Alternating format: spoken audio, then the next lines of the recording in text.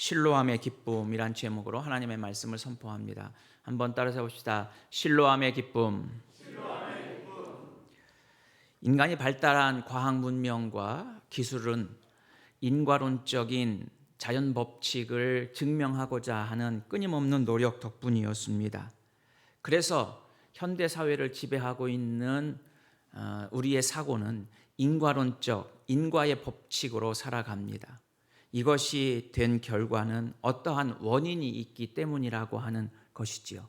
그래서 그 원인을 찾기 위해서 끊임없이 노력하고 그리고 연구한 결과로 또 다른 과학 문명을 그리고 이론들을 만들어 내곤 합니다.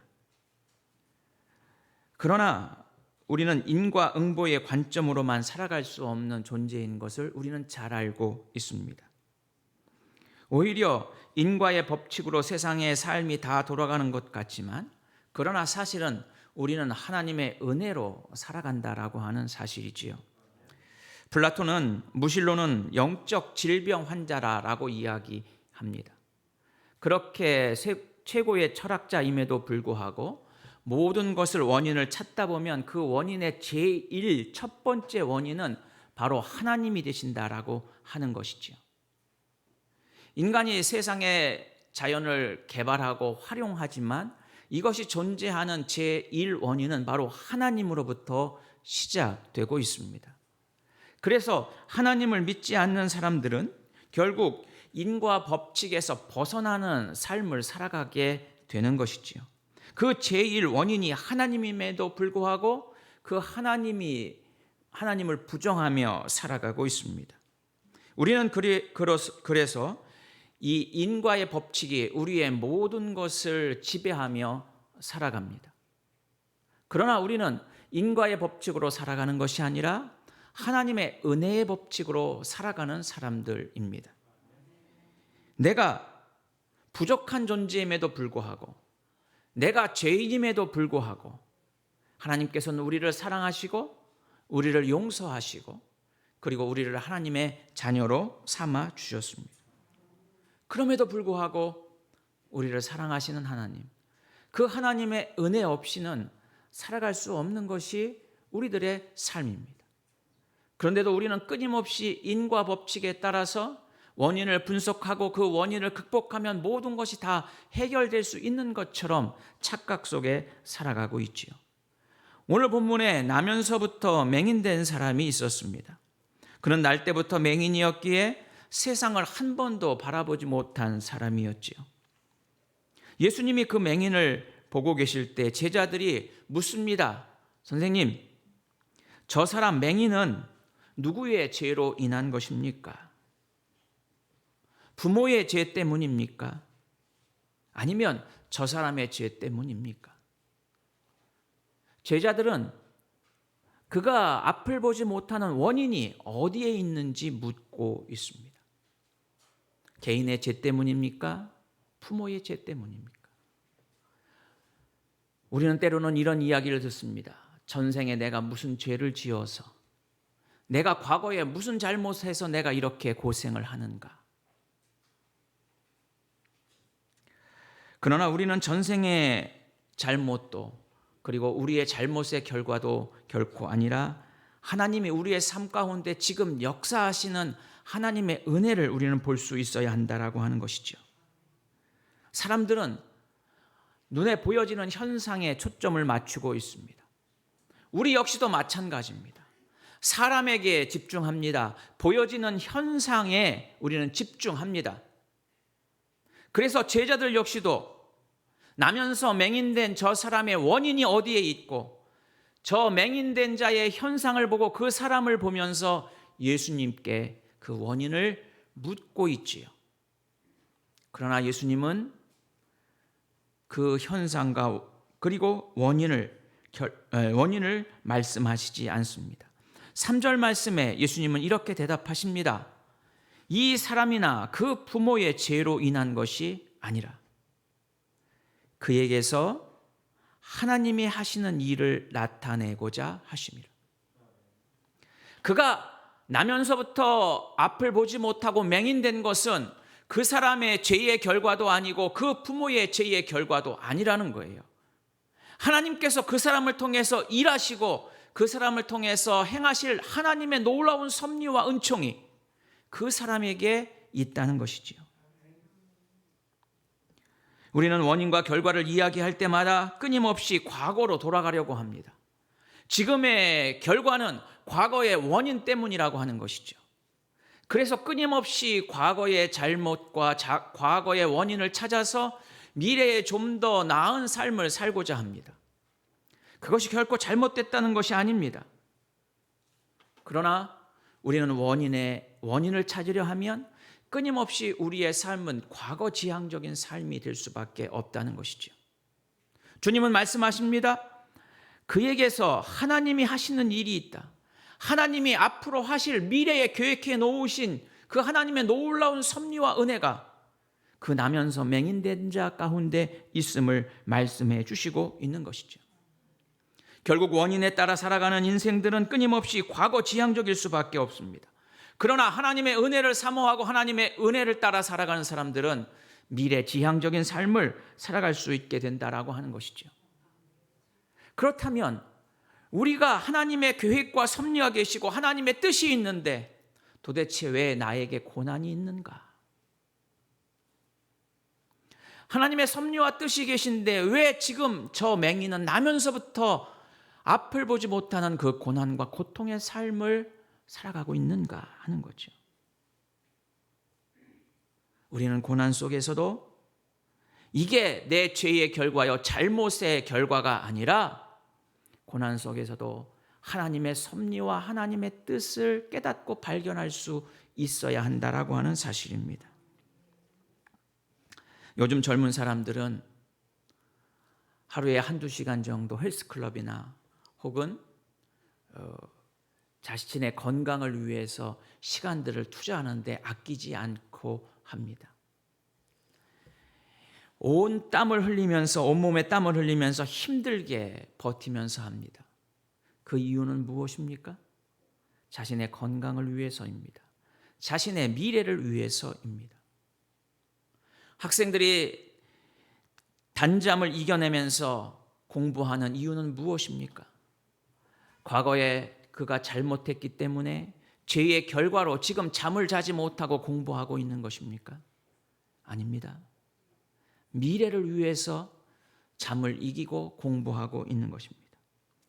사람들이 현재의 고난과 고통을 감수하는 것은 과거의 잘못보다는 하나님이 우리를 통해서 역사하실 하나님의 놀라운 계획과 섭리를 우리의 지금의 고난의 삶 가운데서 깨닫고 그리고 그 고난을 통해서 우리 가운데 역사하시는 하나님의 은총을 하나님의 은혜를 알고자 함이 하나님의 놀라운 계획과 뜻이라고 하는 사실이지요.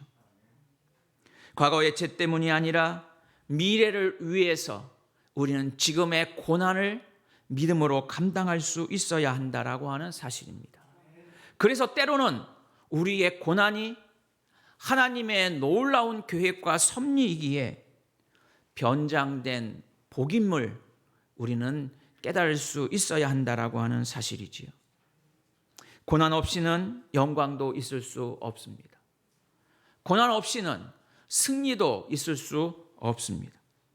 그래서 지금의 고난은 우리를 통해서 역사하시는 하나님의 계획과 은혜와 섭리, 그래서 사람을 보고 환경을 보고 현상을 보는 것이 아니라 그 상황과 사람과 현상 속에서 하나님의 계획과 하나님의 섭리와 하나님의 은혜를 깨닫는 것, 그것이 바로 믿음의 사람들의 모습인 것을 우리 주님은 말씀해 주시고 있는 것이죠. 제자들은 맹인된 사람의 그 원인, 맹인의 원인과 결과에 집중하였습니다. 그러나 우리 주님은 그 맹인된 자를 통해서 하나님이 역사하시고 하나님이 계획하신 그 하나님의 놀라운 섭리를 바라볼 수 있었던 것이지요. 그러므로 우리 믿음의 사람들에게 고난은 하나님께서 우리를 승리의 삶으로 영광의 삶으로 인도하시는 하나님의 놀라운 길임을 우리는 분명히 알아야 한다라고 하는 사실입니다. 고난에 대해서 생각나는 한 사람이 있습니다. 그의 아버지는 어려서부터 술독에 빠져 있었습니다. 아버지의 알코올 중독은 가정을 가난하게 만들었습니다. 그리고 그는 11살 때부터 극장에서 일하면서 돈을 벌었습니다. 그리고 17살 때에는 어머니가 폐결핵으로 세상을 떠납니다.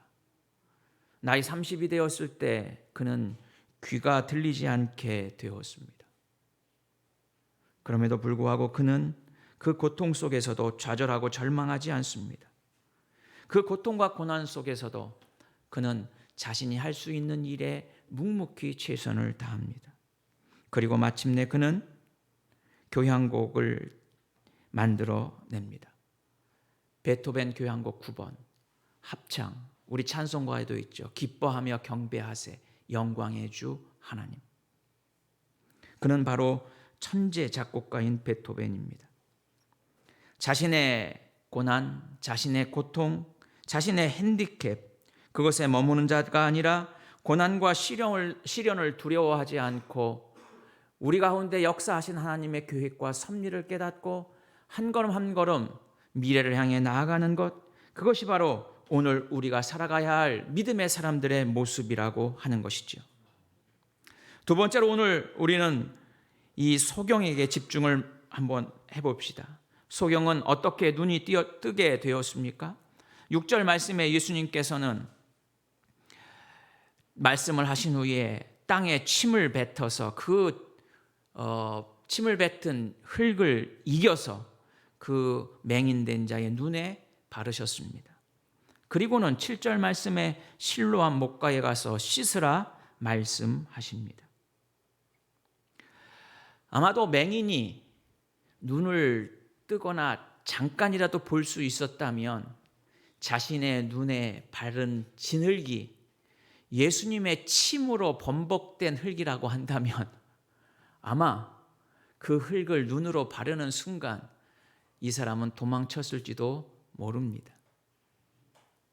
어쩌면 앞을 볼 수 없는 것이 그에게 놀라운 기적을 가져온 하나님의 은혜라고 하는 사실이지요. 여러분 생각해 보세요. 예수님이 지금 침을 뱉어서 흙을 이겨서 그걸 내 얼굴에 바르려고 한다면 우리는 눈을 뜨고 있어서 아마 기겁하고 도망갈 것입니다. 아니, 예수님 왜 더러운 흙을 제 얼굴에 바르려 하십니까? 하고 도망갔을 것입니다. 그러나 이 나면서 맹인된 자는 예수님이 행하시는 그 행위가 결코 더러운 줄 몰랐습니다. 그리고 그는 예수님이 말씀하신 대로 실로암 물가에 가서 씻었습니다. 그래서 7절 하반절 말씀에 보면 이에 가서 씻고 밝은 눈으로 오게 됩니다. 여러분, 내 자신이 맹인이라고 생각해 보세요. 예수님이 침을 뱉어서 그 침으로 흙을 이긴 것을 내가 보지 못한 것은 다행이지만 앞을 보지 못하는 나에게 실로암에 가서 씻으라 하는 것은 예수님께서 그 자리에서 눈을 뜨게 하는 것보다 사실은 우리 자신에게는 불편한 일입니다. 앞을 볼 수 없는 맹인은 보행이 가장 어려운 일이지요. 그런데 예수님은 실로암 물가에 가서 씻으라 말씀하십니다. 그는 어떻게 눈을 뜨게 되었습니까? 그는 예수님의 말씀에 순종함으로 눈을 뜨게 될 수 있었다라고 하는 것입니다. 바로 소경이 눈을 뜨게 된 것은 순종했기 때문입니다. 그는 예수님의 말씀을 이해하려 하지 않았습니다. 자신의 경험과 자신의 생각의 상식에 지나치다고 그는 분노하지 않았습니다. 자신의 판단의 기준에 따라 살아가는 것이 아니라 그는 철저하게 예수님의 말씀에 순종했었던 것이죠. 바로 이 순종이 눈을 뜨게 하는 놀라운 기적을 가져오게 된다라고 하는 것입니다. 하나님의 역사를 체험하는 길은 바로 여기 있습니다. 하나님께서는 우리 안에 나면서 맹인된 자처럼 하나님의 계획과 하나님의 섭리를 다 숨겨 놓으셨습니다. 우리를 통해서 하나님의 놀라운 일들을 행할 수 있도록 하나님은 우리에게 은혜를 베풀어 주셨습니다. 그런데 우리는 순종하지 못함으로 그 하나님의 놀라운 계획과 섭리를 드러내지 못하며 살아가고 있지는 않습니까? 이 나면서 앞을 보지 못하는 소경은 주님의 말씀에 순종했습니다. 그 순종이 하나님의 놀라운 역사와 기적을 체험하는 은혜를 얻게 된 것이죠. 열왕기하 5장에 보면 우리가 잘 아는 것처럼 나하만 장군 이야기를 알 수가 있습니다. 문둥병에 걸린 나하만, 그는 그 어떠한 치료 방법을 써보았지만 실패하고 돌아갑니다. 자신에게 포로로 잡혀한 여종이 자기 고향 동네에 선지자가 있는데 그 선지자께서는 고쳐주실 수 있을 것입니다. 그 말을 듣고는 왕으로부터 조서를 받고 그리고 많은 물건들을 싣고 가게 되지요. 나하만이 엘리야 앞에 나아갔을 때 엘리야는 나와서 마중도 하지 않습니다. 그리고는 요단강물에 7번 몸을 씻으라고 이야기하죠. 그 말을 들은 나하만은 어떠합니까? 그는 순종하지 않았습니다. 내 생각, 내 고향, 내 땅에는 요단강보다도 더 좋은 강물, 깨끗한 강물, 그 강에서 씻는 것이 낫지, 이같이 흙탕물 요단강에서 내가 몸을 씻을 수 있겠느냐. 감히 나를 맞이하지도 않고 얼굴도 대하지 않는 그 말을 내가 들을 수 없다 이야기합니다. 그러나 결국 종이 장군님 여기까지 오신 게 문둥병 낫고자 한 일 아닙니까? 믿자야 번전이니까 한번 해보시지요. 결국 그는 요단강 물에 몸을 담궜고 깨끗하게 나음 받았습니다. 사랑하는 성도 여러분, 우리는 끊임없이 하나님의 말씀에 순종하기보다는 내가 이해하려고 하고 내가 납득하려고 하고 내가 판단하려고 합니다. 그래서 내 생각에 맞을 때 우리는 비로소 순종하는 자로 살고 있지는 않습니까? 이 나면서 맹인된 자는 철저하게 주님의 말씀에 순종했습니다. 성숙한 성도는 무엇입니까? 그것은 이해하는 자가 아니라 순종하는 자입니다. 건강한 교회는 어떤 교회입니까? 철저하게 하나님의 말씀을 따라 살아가는 교회입니다. 요즘에 사회적 문제가 되고 있는 다큐멘터리가 있죠. 나는 신이다. 한국교회의 메시아라고 신이라고 이야기했었던 몇 사람들의 이야기를 하면서 한결같이 그들은 신도들의 돈을 착취하고 그리고 성을 착취하고 그리고 자신은 부귀영화를 누리는 모습으로 결론이 나와 있습니다. 사람을 보기 때문입니다. 그래서 건강한 교회가 되지 못합니다. 하나님의 말씀에 순종하는 것이 아니라 교주의 말에 순종하기 때문입니다.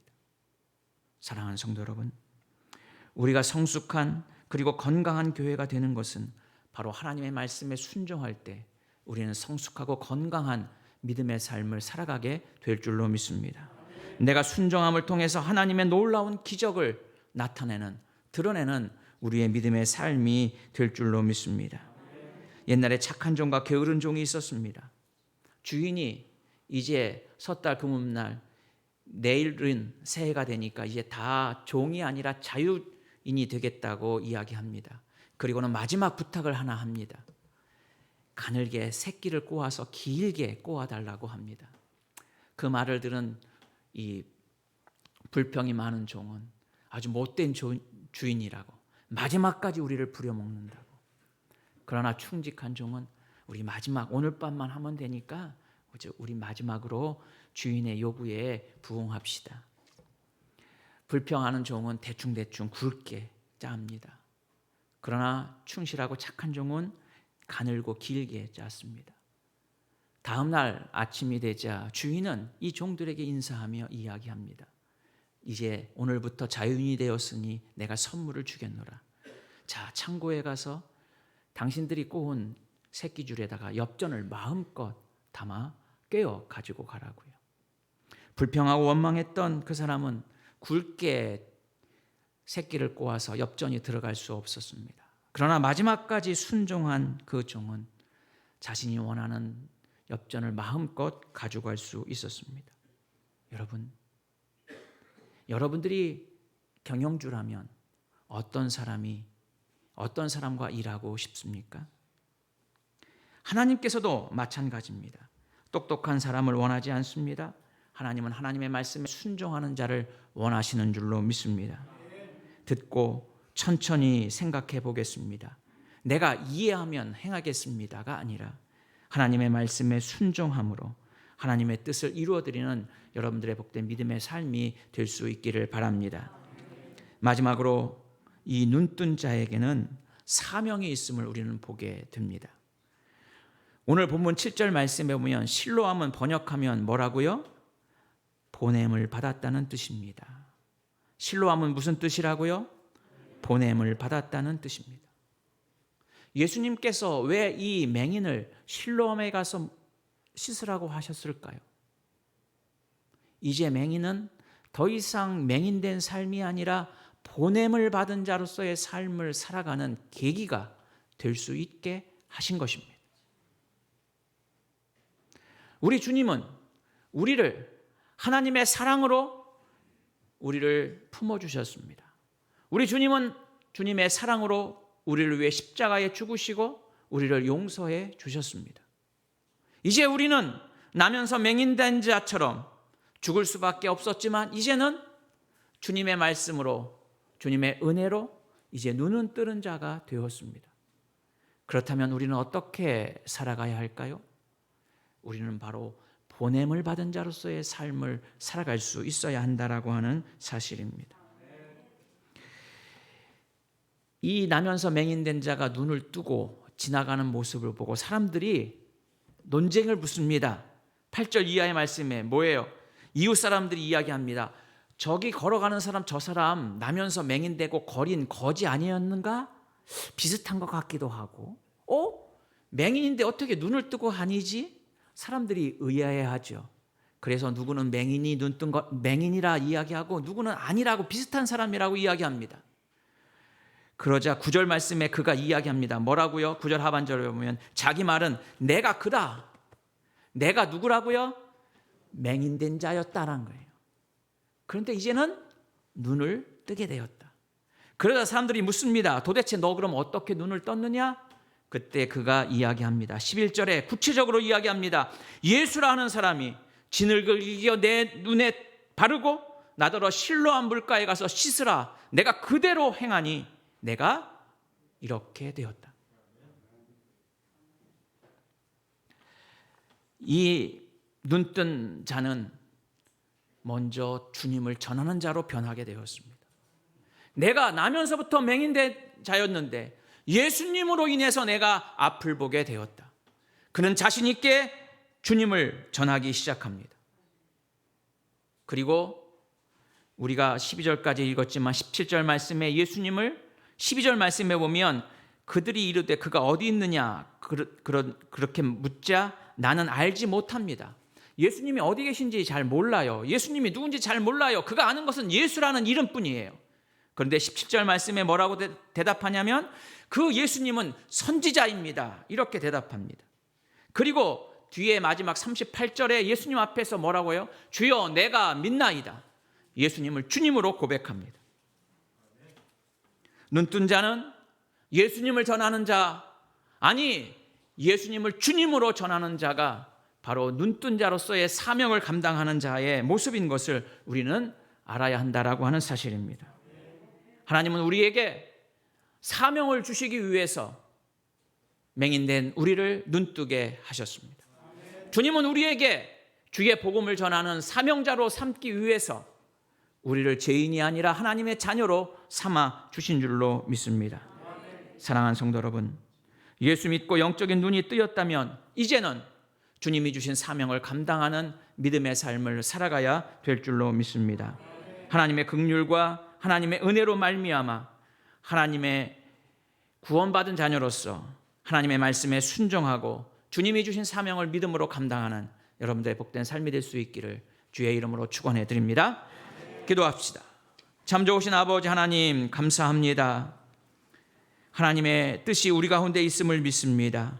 우리를 하나님의 자녀로 삼으시고 우리의 영의 눈을 뜨게 하신 하나님, 우리가 주님의 말씀에 순종함으로 주님이 주신 사명을 감당함으로 인하여 우리 안에 신뢰함의 기쁨이 충만할 수 있도록 인도하여 주옵소서. 우리 주 예수 그리스도의 이름으로 기도드리옵나이다. 아멘.